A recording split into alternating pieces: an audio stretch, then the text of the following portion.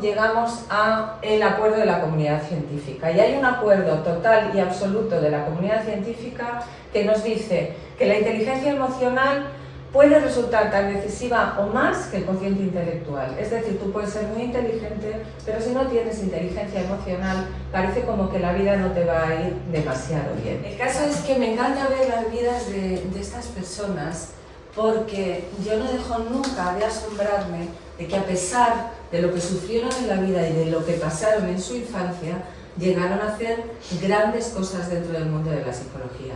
La vida de Maslow está editada en cualquier sitio, pero fue tremenda. Era de, pues vivió una infancia muy difícil, en una familia extremadamente exigente, con una madre que marcó muchísimo su vida, pues porque no le dio absolutamente nada de amor.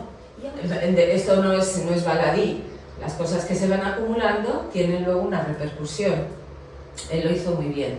Él mejoró en su pareja, porque la vida te presenta algo en el inicio que tú no has elegido, pero luego puedes mejorar en la pareja, o puedes no mejorar en la pareja, o puedes mejorar en tu proyección, ¿vale? Bueno, pues él mejoró en la pareja, tuvo una pareja estupenda y vivió una vida muy feliz, creció mucho a nivel profesional y en ese sentido pues tuvo una vida muy plena, pero lo que le había ocurrido de pequeño también le marcó. El pensamiento de Maslow, él dice que nuestras acciones parten de la motivación que se dirige a la satisfacción de nuestras necesidades. La motivación, para él, es la clave. Tú puedes haber tenido el principio que tengas, tienes una motivación y lo cambias.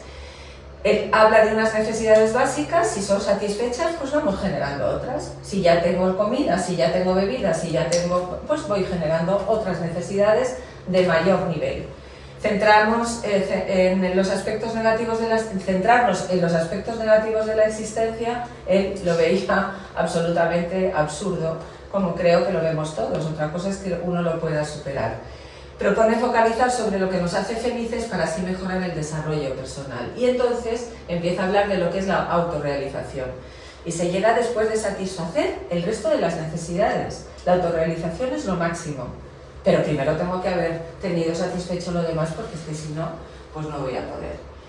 Aquí está la pirámide de Maslow, esta la conocéis todas de supermemoria.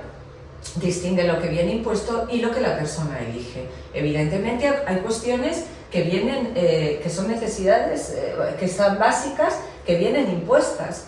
Mis necesidades fisiológicas de seguridad, todas estas cosas me tienen que ser dadas. Hay muchos niños que no las reciben en nuestro mundo y en otros mundos diferentes, pero esto no depende de nosotros. Lo que sí que ya depende de nosotros son otras necesidades. ¿Qué hago con lo que me ha llegado y cómo voy creciendo hasta llegar al pico de la pirámide, en donde ya estoy en esa parte de la autorrealización?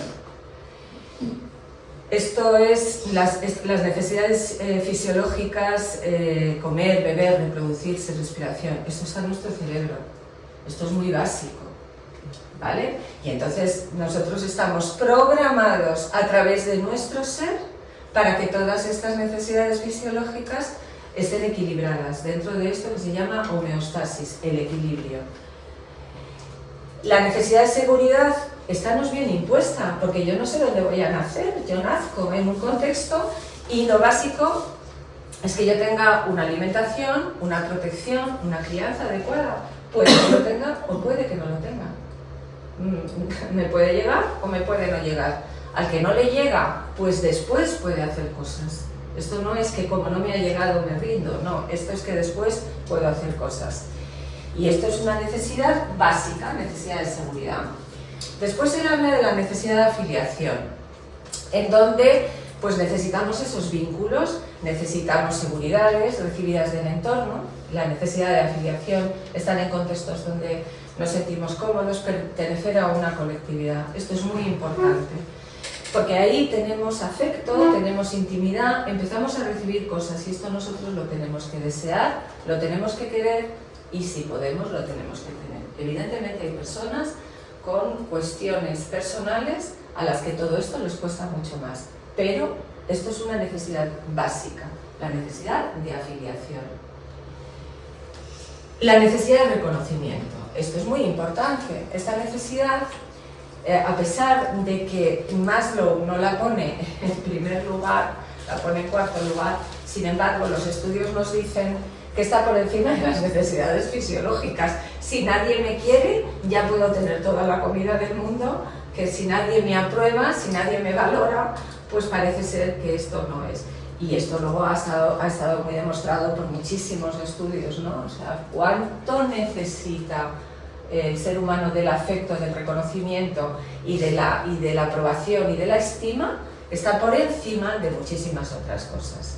O sea, que te mueres de hambre emocional o te mueres de hambre física, pero te mueres igualmente, ¿vale? Por lo tanto, vamos a tener que hacer ese esfuerzo por reconocer esta necesidad de reconocimiento. Vamos a dárselo a la gente que tenemos, a la gente que queremos, porque además mejora nuestra autoestima, influye en cómo nos tratamos a nosotros mismos, influye, no quiere decir que determine cómo nos tratamos a nosotros mismos, pero sí que influye.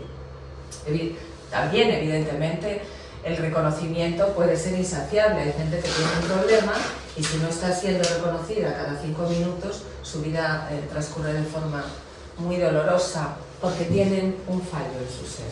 Luego vamos a verlo, ¿no? Bueno, pues esto es importantísimo y los estudios nos dicen que no está en el cuarto lugar de importancia en esa pirámide que está un poquito más abajo. Y después Maslow nos habla de la autorrealización, que está basada en necesidades internas. Esto ya es la trascendencia. Él no era un hombre religioso, pero sin embargo consideraba que esa parte de nuestro ser es importantísima. Y aquí es la moralidad, la aceptación, la superación, la resolución de los problemas, de forma ética, cómo los vamos resolviendo, cómo introducimos en nuestro ser toda esta parte. Es decir, que a pesar de todo de lo mal que lo pasó y de que podría haber cogido en donde él se estaba criando, pues yo que sé, una escopeta o un arma y haberse dedicado a hacer otras cosas, pues él lo que acabó diciendo es que hay una parte trascendente dentro de nosotros que podemos cultivar y que podemos hacer mucho bien y que no nos centremos en lo negativo de nuestra vida. Bueno, a mí me pareció un héroe, como muchos otros psicólogos. Este es otro modelo dentro de la inteligencia emocional, el de Plutchik, esto ahora lo vais a ver. Bueno, están todos más o menos dentro de la misma época. Él crea la teoría psicoevolutiva de las emociones y la rueda de las emociones. Esto es muy conocido y es esta rueda en donde él desarrolla esto para ver cómo las emociones van cambiando en su intensidad y cómo de la mezcla de unas con otras podemos sacar distintos perfiles de personalidad, distintas formas de hacer las cosas. Después, bueno, otros representantes son Peter Salovey y Meyer, que fueron muy importantes dentro del mundo de la inteligencia emocional. Estos ya son más actuales y desarrollan este modelo en donde hay un primer nivel de procesamiento para expresar e identificar las emociones propias y ajenas, percepción emocional. Esto es mi primer nivel de procesamiento. La facilidad para dirigir atención y extraer de la memoria los recuerdos que mejoran las posibilidades. La comprensión emocional, tercer nivel de procesamiento, centrado en la habilidad para analizar y poner nombre a las emociones. Tengo que ponerles nombre, tengo que saber identificarlas. Luego lo han llamado de distintas maneras, pero este es el modelo que ellos proponen. Identificar causas que las justifican y cómo se combinan. Y el manejo emocional, que luego también se desarrolló de una manera diferente, determinar si las emociones se van a regular antes o después, cuánto tiempo va a permanecer el conflicto en cada uno de nosotros.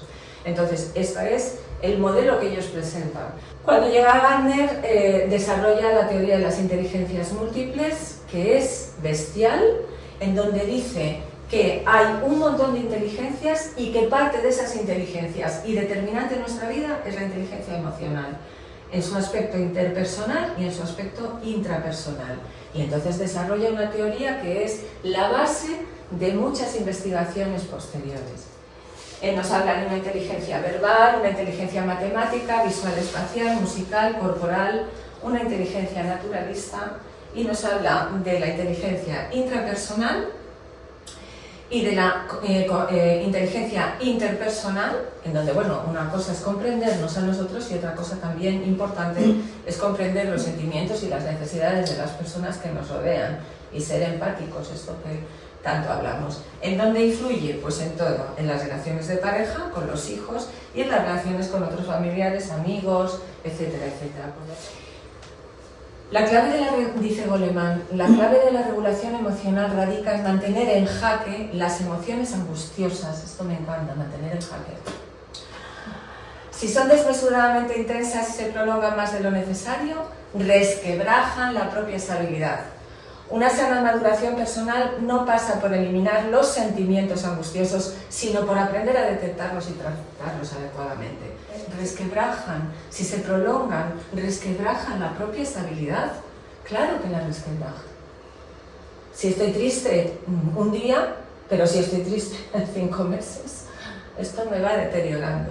Y una sana maduración personal no pasa por eliminar los sentimientos. No pasa por eso, eso es una tontería muy grande. Lo que hay es que aprender a conocerlos y a mantenerlos en el lugar que le corresponde. ¿Cuáles son los pilares de la inteligencia emocional? El autoconocimiento, tomamos conciencia de nuestras emociones y aprendemos a regularlas. Hay una necesidad de autoconocimiento, es la base, es el eje principal. Si yo no me conozco, ¿cómo voy a regularme? Equilibra la autoestima, lo que implica no juzgarse por los errores. Los errores están permitidos, me puedo equivocar, un día se me puede ir la paciencia, otro día se me puede ir lo que sea, pero tengo que aprender a solucionarlo, tengo que autorregularme, tengo que conocerme, y ahí es donde tengo que hacer esto. El autoconocimiento fomenta la autoestima, fomenta la autonomía, implica aprender a detectar en nosotros la razonable emoción básica y a detectar en nosotros la desmesurada emoción angustiosa. Lo tenemos que aprender a detectar. Si lo aprendemos, lo mejoramos. Y no de forma global a veces, pero sí de forma parcial, poniéndonos tareas, en fin, una serie de cosas. El autoconocimiento nos lleva a la identificación de los pensamientos y de los patrones de pensamiento basados en creencias irracionales. Me lo he inventado, lo he creado dentro de mi ser y esto está determinando mi vida. Bueno, pues el autoconocimiento me lleva a identificarlo y porque esto va a mantener esos sentimientos negativos, esas emociones, esos estados de ánimo.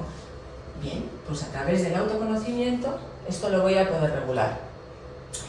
Nos lleva a la identificación de la responsabilidad en el inicio y en el mantenimiento de un problema por nuestra falta de regulación verbal o no verbal. Es decir, yo a través del autoconocimiento voy a identificar estas cuestiones que me llevan a tener esos conflictos. Se me ha ido la pinza, se me ha ido la paciencia de una forma desmesurada.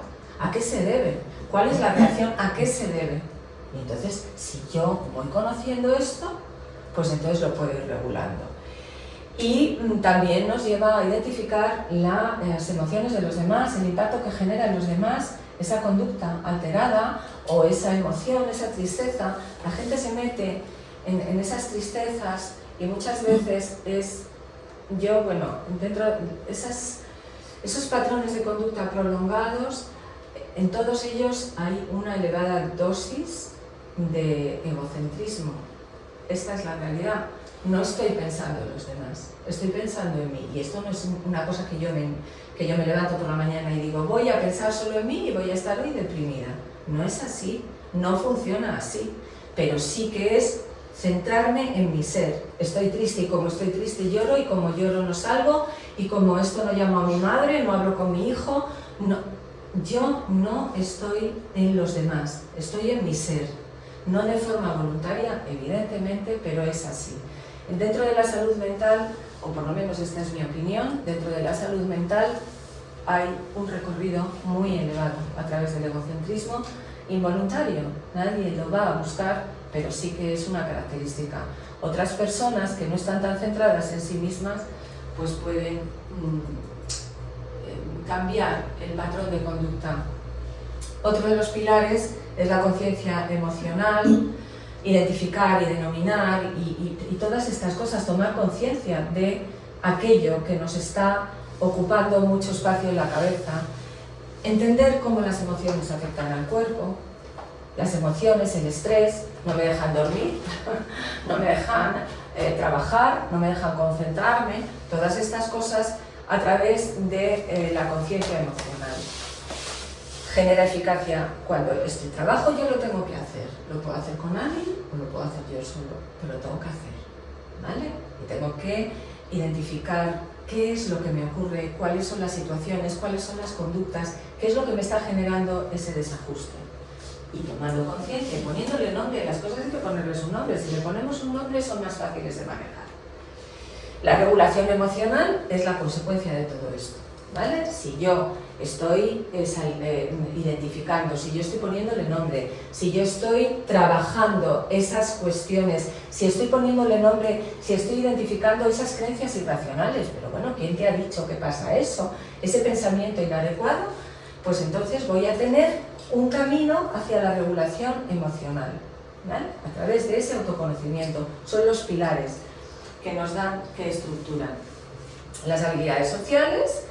Mira que lo repaso, pues siempre escucha activa, empatía, asertividad, capacidad para prevenir y resolver conflictos, tolerancia a la frustración. La tolerancia a la frustración me parece que es una de las cosas más importantes y menos y que menos tenemos hoy en día. Quizá tenemos un entorno que tolera muy mal la frustración porque las necesidades están cubiertas de forma muy automática. Tienes que atender de forma muy automática y está conseguido en nuestro mundo la tolerancia a la frustración. Yo creo que ahí tendríamos que hacer una reflexión porque muchas cosas que vemos en infanto juvenil están basadas en la intolerancia a la frustración que tienen nuestras generaciones. Han nacido en un mundo muy protegido, en lo básico y a veces se nos está yendo un poco el control, las habilidades de la vida, fijarse objetivos realistas, tomar decisiones, capacidad para buscar ayuda y recursos. Si las cosas no me están yendo bien, pues tengo que buscar ayuda. ¿Dónde? Pues donde me parezca que voy a ser mejor ayudado o ayudada. Bueno, y este sentimiento de ciudadanía activa, bueno, pues darles cosas a los demás, intentar que la gente crezca, fomentar los valores. Enemigos de la inteligencia emocional. La creencia irracional, esto me lo invento, esto no es verdad, está en mi cabeza, ¿eh? La confirmación de la creencia, claro, como soy tonta, pues hago tonterías. Estar centrada en el pasado y en el futuro. El pasado y el futuro, claro, como me ocupan toda la cabeza, pues entonces no estoy centrada en el presente. Y esto es un enemigo de la inteligencia emocional, me pierdo todos los momentos de la hora. Centrarme en el todo o en la parte. Es que todo, esta sensación de que una parte de una persona afecta al todo de esa persona. Estoy en las relaciones con una persona con la que yo estoy, es una amiga mía, es una persona del trabajo, es mi suegra, quien queráis, pero me centro en una parte de su ser y esa parte oculta el todo, o al revés, ¿vale? Bueno, pues esto hay que trabajarlo, dramatizar, personalizar, todo pasa por mí. Es que fíjate, es que lo que me ha hecho, lo que me ha dicho, bueno, espérate un momento, vamos a darle una miradita, ¿no? Porque es que si no, todo lo que ocurre en el mundo depende de que pase por ti. Si no pasa por ti, bingo, pero como pase. Desregulación de la tristeza, la rabia y los miedos. Esto, la desregulación, no que no nos sentamos tristes o que no tengamos un momento de rabia o de miedo. Es que eso lo tenemos que tener, pero si se nos desregula, es un enemigo de la inteligencia emocional. Y las expectativas. Estamos siempre esperando que los demás hagan, que los demás digan, que los demás piensen, que los demás... Bueno, vamos a ver qué expectativas pongo en los demás, qué expectativas pongo en mí. También es un enemigo de la inteligencia emocional. Aquí os he puesto que hay una parte de herencia y ambiente, y siempre os digo lo mismo.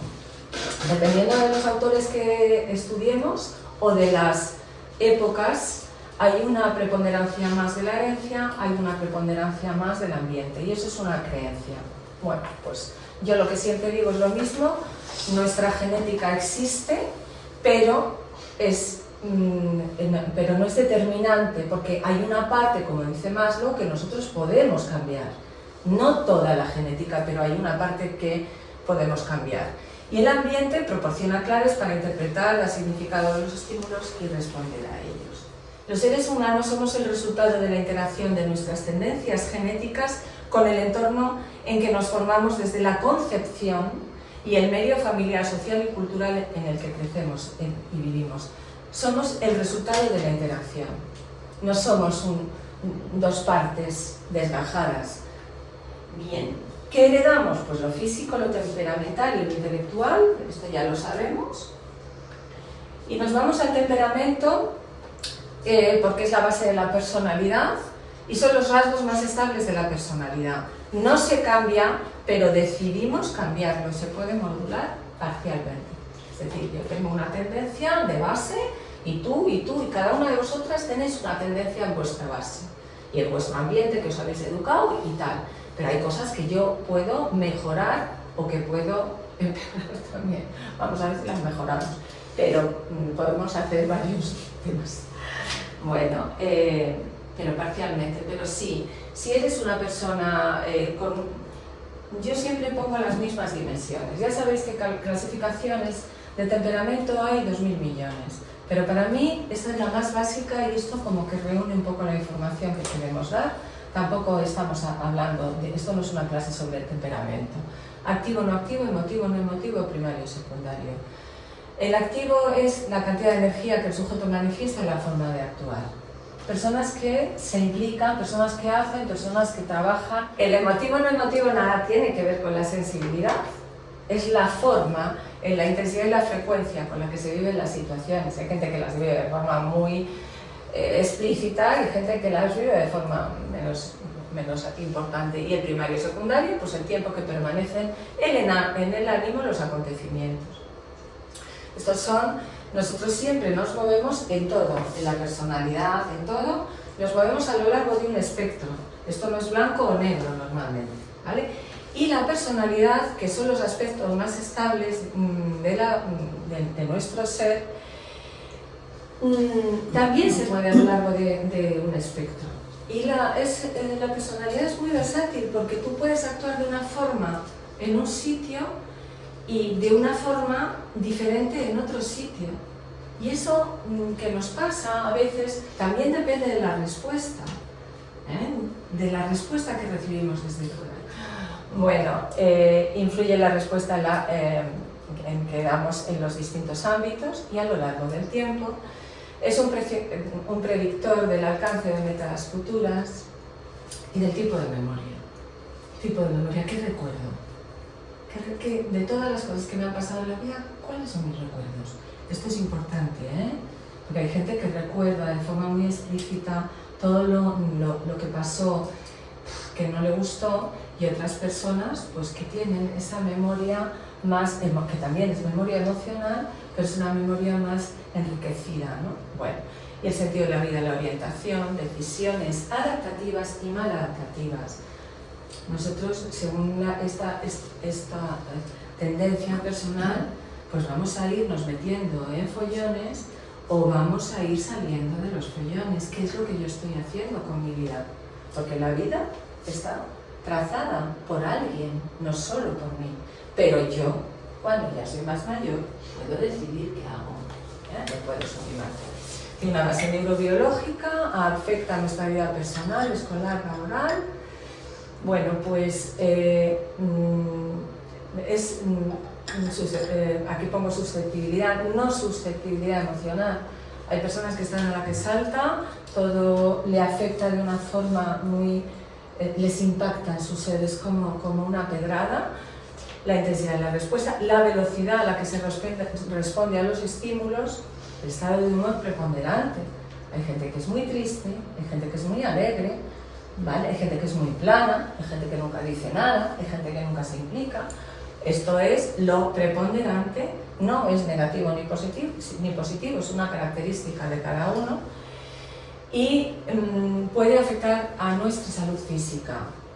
Claro, depende de lo que yo haga, esto me lo puedo ir tragando, lo puedo ir acumulando, lo tengo que saber regular, de entrada lo tengo que reconocer, porque claro, nuestros estudios han ido avanzando y son fantásticos Y nos han dicho, ahora toda la corriente de la psicología y de la psiquiatría psicosomática nos está como asegurando algo que ya se sabía, pero es que ahora ya hay estudios que lo acreditan, ¿no? En donde todo aquello que me pasa a nivel emocional también tiene un recorrido a nivel físico, y yo lo tengo que saber, porque si yo estoy acumulando estrés, me pueden pasar distintas cosas. En 1956, como todas estas personas fascinantes que descubres, esta mujer, Stella Chers, con su marido, hizo un estudio longitudinal. A mí todos los estudios longitudinales es que me fascinan. Empezó en el 56 y terminó en el 77. R que R. Verdaderamente la gente que trabaja en las universidades tienen esas oportunidades. Pero qué persistencia, qué maravilla, porque confió en su proyecto y lo sacó adelante. Determinaron 9 rasgos generales de personalidad: nivel de actividad, regularidad en el funcionamiento biológico, facilidad para aceptar personas y situaciones, adaptabilidad al cambio, sensibilidad a estímulos sensoriales, estado de ánimo, persistencia y distracción. Y en base a estos rasgos determinaron que había 3 grupos de personalidad en los que parecían encajar hasta el 75% de los niños que habían estudiado. El niño fácil, flexible, tiene una actitud positiva, incorpora rutinas con facilidad y son flexibles para adaptarse. Se adaptan a todo. Que hay patatas, que está la comida fría, todo les viene bien. Son niños súper felices, niños difíciles, miedosos, llegan frecuentemente, no siguen rutinas, no se adaptan bien a los cambios. Y niños lentos, combativos, les llamaron, de perfil bajo los estallidos emocionales y de perfil bajo la adaptación. Estos niños, los niños difíciles y miedosos, son niños que tienen entiendo que son los niños que tienen el sistema de alerta activado desde el inicio. Puede que sus madres estuvieran mal durante el embarazo, puede que haya tenido un parto muy difícil o situaciones adversas en esos primeros momentos de la vida. Después luego se van desarrollando los patrones, porque claro, la interacción de la madre con el niño fácil es muchísimo más sencilla, y el otro tiene una cara que es diferente. Bueno, pues entonces tenemos que aprender a compensar esta dificultad. Esta será la responsabilidad, aprender a compensarla, porque a lo mejor le ha ocurrido algo que nosotros no hemos controlado, porque nosotros estábamos embarazadas y se ha muerto una persona de nuestra familia que queríamos mucho, y eso puede habernos desregulado, y ahora lo vamos a ver. Eso afecta, y ya se sabe que afecta y hay que cuidarlo. También os he puesto aquí el modelo de personalidad de los 5 grandes. Se considera el modelo de personalidad de los 5 grandes porque abarca todos los espectros de la personalidad. Extroversión, introversión, y hay un espectro. Y como os decía antes, podemos actuar de forma más extrovertida en un contexto en el que nos sentimos queridos y apoyados, y de forma más introvertida en un contexto en el que nos... Por ejemplo, esto es mucho de las madres, dicen, no, pero si es que cuando está con sus amigos es el eje principal de la fiesta. Dice, pero es que en casa no nos dirige la palabra. Y claro, tú desde fuera, tú podrías hacer un juicio diferente. Es que mi hijo es muy introvertido. Y luego llega el amigo y dice, no, es que tu hijo es muy extrovertido. Y entonces, ¿con qué te quedas? Bueno, pues esa es la personalidad. Es versátil, es cambiante, pero claro, si cambia mucho, entonces nos estamos desequilibrando dentro de un margen, de una centralidad de esos rasgos. Jovialidad, sociabilidad, optimismo, vitalidad y autovalía son rasgos más atribuibles a la extroversión, y los contrarios a la introversión. Este es otro eje: amabilidad, antagonismo. La persona que es amable, pues es una persona que hace la vida sencilla, es cálida, es cariñosa, es sonriente. Bueno, pues le gusta la armonía, huye de los conflictos, es una persona amable. Si se lo traga, mal. Si no se lo traga, bien. Porque claro, también hay que regular la amabilidad, ¿no? Porque a veces si no, podemos bueno, pues dejar de ser asertivos, que eso luego lo veremos. El antagonismo es el centrado en sí mismo, tiene una tendencia a manipular y no coopera, compite. Se pasa la vida compitiendo y yo soy más importante. Empatía, honestidad, consideración, humildad y altruismo son los rasgos de la amabilidad. Y lo contrario del antagonismo. Responsabilidad y responsabilidad, pues esto, planificación, iniciativa, acción regulada y dirigida a alcanzar metas, pues lo que es una persona responsable y una persona irresponsable, pero también es un eje de la personalidad. Y nosotros tenemos que irlo definiendo. Es muy bueno tener esas definiciones y también cuando nosotros estamos trabajando en clínica, también, aunque no hayamos medido estas cosas en nuestros pacientes, que normalmente pues también las podemos medir, pero por lo menos tenerlas. La responsabilidad, organización, formalidad, motivación de logro, perseverancia y autoeficacia. Apertura, dureza, otro eje. Cuando estamos en clínica sabemos que las personas que tienen apertura al cambio son las personas que mejor van a funcionar en terapia. Las personas que son duras, tozudas y fuertes en este sentido tienen más dificultades para mejorar. Siempre lo han hecho todo. Esto es mucho que vienen las madres y te dicen, no, uy, ya lo hemos hecho. No, sí, eso ya, o las parejas, ¿no? O individual, ya lo hemos hecho. Y cuando te lo han dicho 3 veces dices, madre mía, pues lo has hecho fatal, porque, claro, ¿sabes? No, claro, eso no se lo dices, pero piensas, Dios mío, tengo una persona delante con una dureza, una base rígida en su ser, va a ser más difícil. Imaginación, curiosidad, originalidad, sensibilidad estética, autoobservación, son los rasgos de la apertura. Y estabilidad emocional, neuroticismo, pues serenidad, calma, resistencia al estrés. La estabilidad emocional es la resistencia al estrés. ¿Cómo mejoro yo esto? ¿Qué tengo que hacer desde el autoconocimiento? ¿Cómo lo voy a ver? Evidentemente, el neuroticismo es algo que nos acompaña a todos en la vida. Todos tenemos unos rasgos más neuróticos, pero bueno, si están bien controlados, no estoy aquí. Estoy en un problema, estoy aquí o estoy allí. La estabilidad emocional, calma, placidez, tolerancia a la frustración, fortaleza emocional y autoaceptación. Y llegamos a las emociones. Las características de la emoción es que es una señal, es adaptativa, no es negativa, es la base de la supervivencia y nos prepara para reaccionar. Esta base la tenemos que tener clara, porque es lo que las emociones no son negativas, ¿vale? No son negativas. Tenemos que sentirlas y tenemos que experimentarlas para poder trabajar. Las emociones primarias pueden resquebrajar nuestra estabilidad emocional debido a nuestro modelo de pensamiento, modelo interno de trabajo.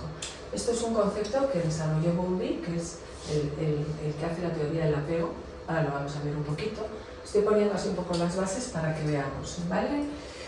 Y este modelo se instaura en nosotros desde etapas muy tempranas, esos 2 primeros años de la vida, de 2 primeros años y los 9 meses o las no sé cuántas semanas de gestación. Lo de las semanas se me da fatal porque en mi época eran meses y ahora son semanas, pero yo no me lo aprendo igual que esto. Bien. Estas son las emociones que se pueden negativizar, que las tenemos que tener, que miedo tenemos que tener, pero no tenemos que caer en la ansiedad. Enfadados nos podemos poner, pero no rabia. Y la tristeza es fenomenal si no llegamos a una depresión. La emoción se puede negativizar en función de la interpretación que hagamos de la realidad. Este es nuestro modelo de trabajo interno. Esto es de base. Luego podemos trabajarlo, pero lo tenemos aquí. Y la interpretación depende de la asociación consciente e inconsciente que hagamos y de los recuerdos. Esto que decía antes, ¿no? ¿Qué recordamos? Porque hay gente que se especializa en recordar lo negativo. Lo negativo ya pasó, pasado. Y lo negativo puede pasar, futuro. Pero no voy a tener que estar recordándolo en el presente todo el rato. De esto también nos tenemos que liberar cuando eso nos ocurre. Pero forma parte de nuestro modelo interno de trabajo, ¿vale? Y tenemos esa tendencia o no. El modelo interno de trabajo depende del entorno de crianza y da lugar a un patrón emocional que implica una determinada reacción. Esto hay que trabajarlo y en terapia se trabaja constantemente. Este modelo lo vamos viendo y lo vamos trabajando. Se aprende en los primeros años de la vida y se automatiza y forma parte de nuestra forma de ser. Puede tener más o menos severidad, puede ser más o menos frecuente, se puede dar en más o menos momentos y durar más tiempo. En el momento que se da, a haber muchísimo problema. Y aquí siempre pongo esta diferencia entre emoción, sentimiento y estados de ánimo. La emoción la tenemos que vivir, pero ya el sentimiento se puede convertir, el sentimiento pasa por nuestro pensamiento. Ya estamos ahí trajinando con nuestras creencias irracionales y eso ya se puede convertir en algo peor. Yo tengo miedo porque hay una situación que me genera miedo y eso es adaptativo. Pero si ya le empiezo a introducir, y esto va de forma muy automática, lo tenemos que trabajar. Hay personas que no pueden conducir porque tienen un miedo atroz. Bueno, pues eso ya es disfuncional porque les está impidiendo hacer cosas en la vida. Hay personas que no pueden hablar en público, hay personas que no pueden hacer cantidad de cosas que está impidiendo tu proyección. Hay que trabajarlo. Y si se convierte en un estado de ánimo, ya la hemos liado. Porque claro, ya entramos en esa retroalimentación. Es que estoy triste, es que no salgo de aquí, es que fíjate lo que me ha pasado y vuelta y otra vez. Bueno, pues eso hay que trabajarlo porque es un estado disfuncional. El sentimiento es la emoción sentida o la emoción interpretada. Aquí hay una interpretación. Ya esto lo tengo que mejorar si esa interpretación está siendo sistemáticamente negativa. Bueno, el estado de ánimo es la persistencia, que es lo que os estaba diciendo antes. Persistimos en esos sentimientos y se alimenta de esos pensamientos disfuncionales que cumplen la función. Es muy importante trabajar en psicología con el análisis funcional. ¿Qué función cumple eso en mi vida? Porque cumple una función. Si no cumple una función no se hace, pero cumple la función de mantener, de sostener el malestar. Yo estoy mal y lo sostengo inconscientemente, claro. Yo no me levanto por la mañana y digo voy a ver si me boicoteo la vida o se la boicoteo a todos los que están a mi alrededor. No, esto no es así, pero si lo hago lo tengo que empezar a trabajar porque estoy sosteniendo el malestar. Estoy haciendo cosas disfuncionales. Estoy haciendo cosas que no me ayudan. Hoy no voy a clase, hoy no pienso, hoy no sé cuántos, lo que sea, cada uno con sus cosas. Bueno, pues los sentimientos son disfuncionales cuando bloquean mi vida. Ahí ya no conduzco, no voy en avión. Ya ese miedo me impide viajar. Hombre, pues qué pena, porque mi amiga se está casando en Australia y no voy a poder ir a su boda porque me da miedo volar. Y entonces pasamos de la inquietud y el miedo, que son cosas normales, a la ansiedad y el pánico. Y del enfado y la molestia a la rabia y la ira, y de la tristeza a la depresión y la melancolía, y del pesar y la pena a la culpa. ¿Qué nos lleva a estos estados disfuncionales? Pues esto que hemos dicho que era nuestro modelo interno de trabajo, que está basado en patrón de pensamiento, creencias irracionales, recuerdos y diálogo interno, lo que me digo, cómo lo voy reforzando. Aquí os he puesto estas preguntas. ¿Cuál es mi patrón de pensamiento? Y estas son preguntas que nos pueden venir bien. Te criticas, te limitas, te pasas el día en la comparación. Si todo el día comparándome, en vez de admirando. Esa es la base de la envidia. Admira a la gente, por favor. Diviértete con la gente. Valora los talentos de la gente. No sufras por no tener ese talento, porque tendrás otro. Seguro que tienes otro, pero no lo has encontrado porque estabas pendiente del talento de la vecina de al lado. Pues que cocine la vecina, o que haga las cosas muy bien la vecina, pero tú haces otras cosas. Esto es algo que nosotros nos tendríamos que preguntar. ¿Cuál es nuestro patrón de pensamiento? ¿Es un pensamiento negativo hacia los demás? ¿Estoy siempre criticando, juzgando, esto no sé cuántos, esto no sé qué. ¿Culpas a los demás de tus errores? Esto es muy frecuente, no es que claro, no he podido hacer esto, claro, no sé qué. Oye, perdona, míratelo. No lo habrás hecho porque no lo habrás elegido o porque no habrás podido o porque has preferido hacer otra cosa. No seas, no sigas en esto. Tienes un rol castigador y perseguidor. Siempre hay algo que está fastidiándome desde lo externo. Las creencias irracionales, es esto que hemos estado hablando, sostienen los sentimientos disfuncionales. Ya lo hemos dicho. Los recuerdos. Dice Estela Chess, que es la del estudio de personalidad. Esta frase me parece... Hay niños que atraviesan la infancia sin sobresaltos y aterrizan suavemente en el mundo adulto con sensatez y cordura. Aterrizan en el mundo adulto. Bastantes se desorientan y tropiezan durante un tiempo, pero de pronto florecen. Los más tiemblan, se tambalean, luchan, se enderezan, cambian de rumbo y finalmente encuentran su auténtico equilibrio personal. Es una frase muy bonita y muy esperanzadora, porque te está poniendo distintos escenarios de cómo los niños, bueno, pues pueden tener distintas infancias, pero la mayoría sale adelante. Y eso es muy esperanzador. El diálogo interno, cómo te hablas, qué te dices, cómo afecta el diálogo interno, pues afecta el autoestima. Y aquí os he puesto, hablando de la autoestima, esta frase de Nathaniel Branden, que es un psiquiatra canadiense que también está muy bien, tiene muchas publicaciones sobre autoestima. Es la reacción que tenemos hacia nosotros mismos en todas sus dimensiones, lo que sentimos y pensamos acerca de nuestra forma de ser y cómo nos comportamos en consecuencia. Bien, la autoestima está afectada por heridas en etapas preverbales. El niño no sabe hablar y ya tiene heridas. Heridas en la infancia, ya etapa verbal. El niño ya sabe ponerle nombres a las cosas. Y heridas no recordadas. Heridas que tú has decidido, entre comillas, no recordar. Te has disociado de ese recuerdo porque te afectaba demasiado y lo has apartado, pero te ha generado también una herida. Ciertos componentes de nuestro carácter están enterrados en el inconsciente. Por eso, esto lo dice Luis Rojas Marcos, y es por eso que hay veces que tenemos reacciones que no comprendemos, que no están en sintonía con lo que nos está ocurriendo en el presente y sin embargo las tenemos. Están aquí, en esas heridas. Y como no teníamos la culpa, pues... Y esto al final, cuando acabemos la presentación, vamos a ver cómo nos da para la terapia de los esquemas. Porque aquí está el esquema. El esquema está aquí, nuestro esquema de personalidad. Y eso es lo que trabaja la terapia de esquemas. ¿Qué pasó? Pero no lo tienes que llevar, lo tienes que mejorar, lo tienes que hacer. Desde el vientre de la madre se va fraguando la autoestima del niño, dice Luis Rojas Marcos.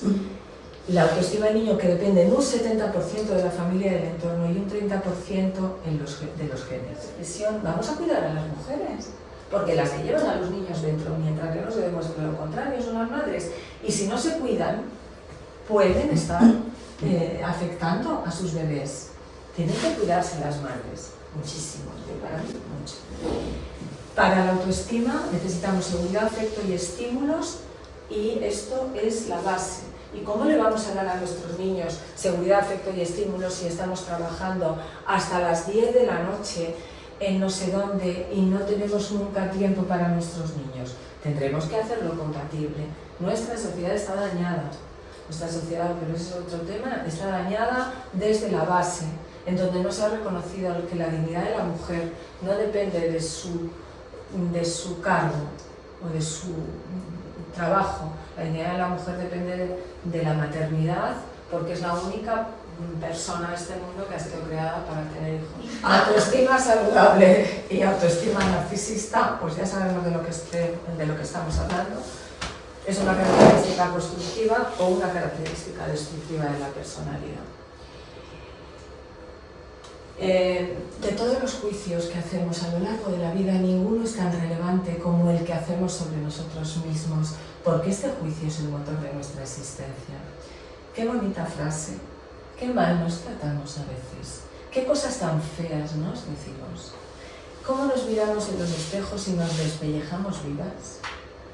Cuando tenemos 15 años, 20 años o 30 o los que tengamos y nos miramos en ese espejo distorsionando esa realidad y nos destruimos.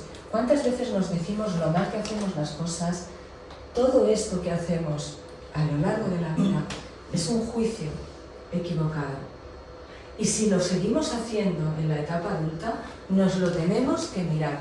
Ya que os he presentado 2 modelos para trabajar la autoestima, la ventana de Johari y las posiciones de vida de Verne.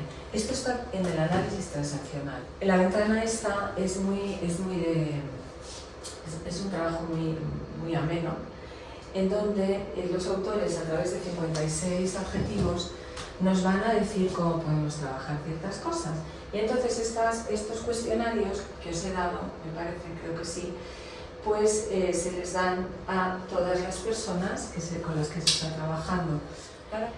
Cada uno va poniendo todas estas cosas que se ven, ¿no? Y entonces, abierto, ambicioso, atento, adaptable, creativo, cariñoso, estos adjetivos son 56. Pues pero ¿te lo pones para ti misma sí. o a tus No, compañeros? tú te lo pones a ti misma. Ahora vamos a ver, la dinámica es que cuando estás trabajando con un paciente, tú le das este cuestionario para que se lo haga para sí misma y también se lo tiene que dar a otras personas de su entorno, a su marido, a su hijo, personas, a su madre, gente que le conozca o alguna compañera de trabajo, ¿vale?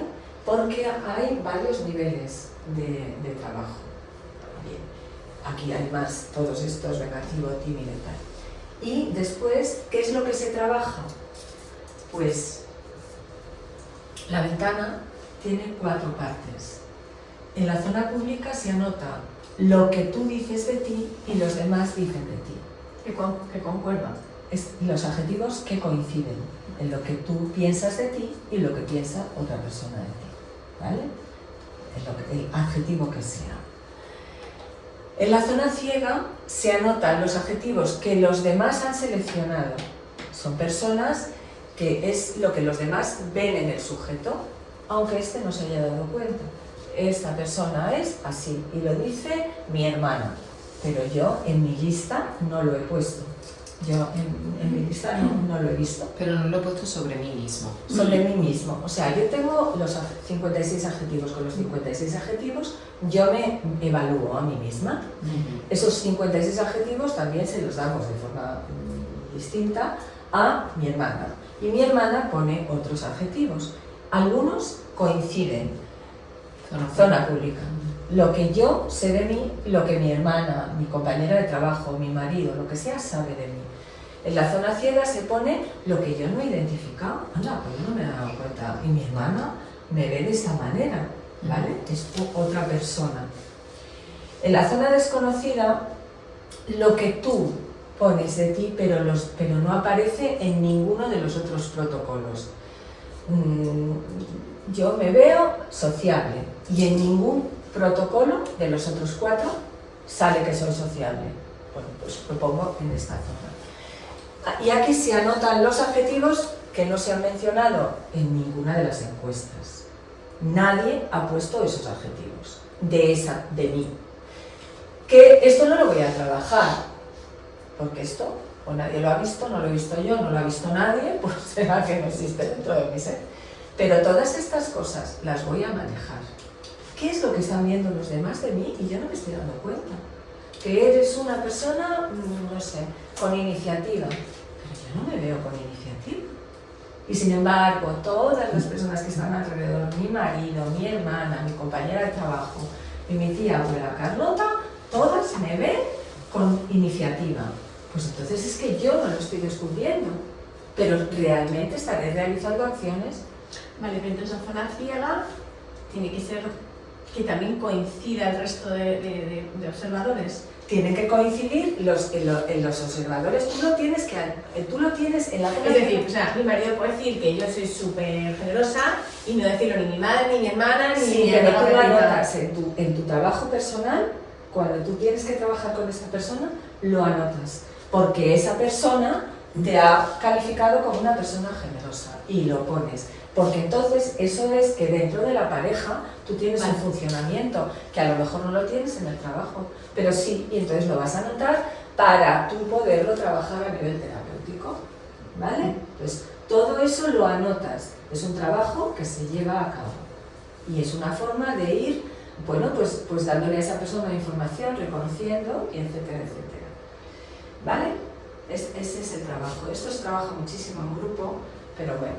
Y las posiciones vitales de Verne, que están basadas en el análisis transaccional, que es una terapia del corte psicoanalítico, pues nos dicen que hay 4 posiciones.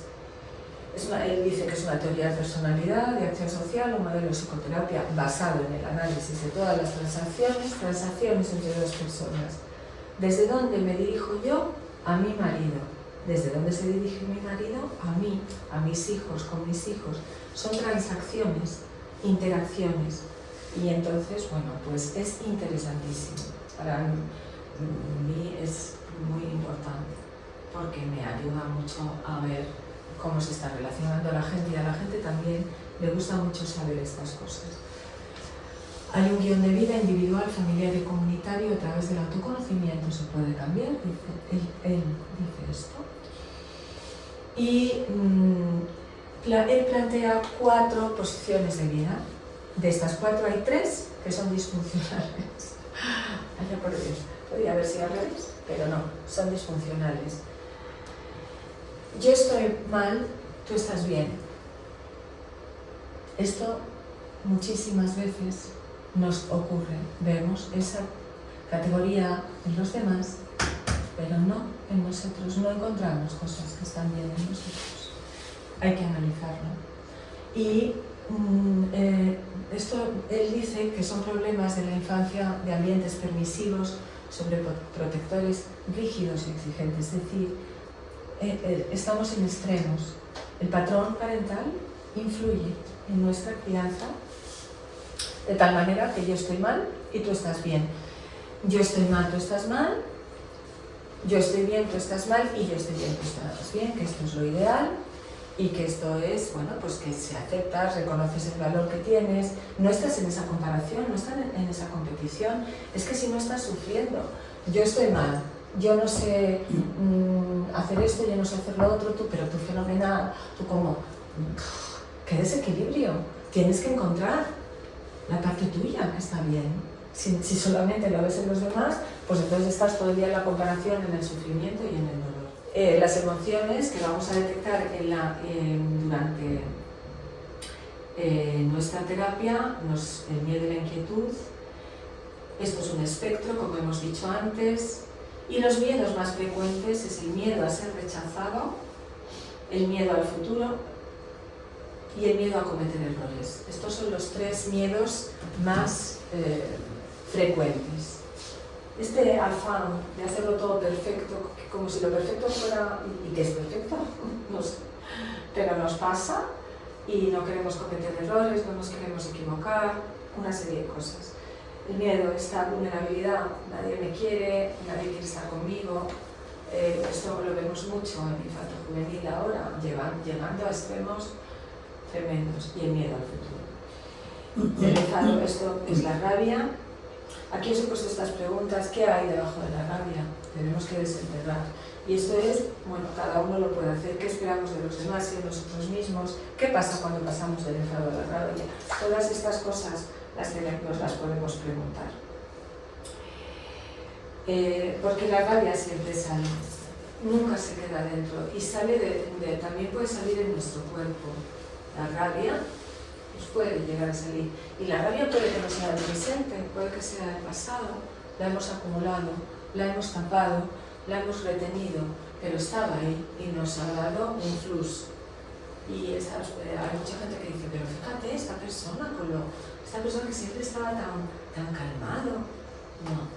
No estaba nada calmado, estaba muy herido o muy herida, pero no.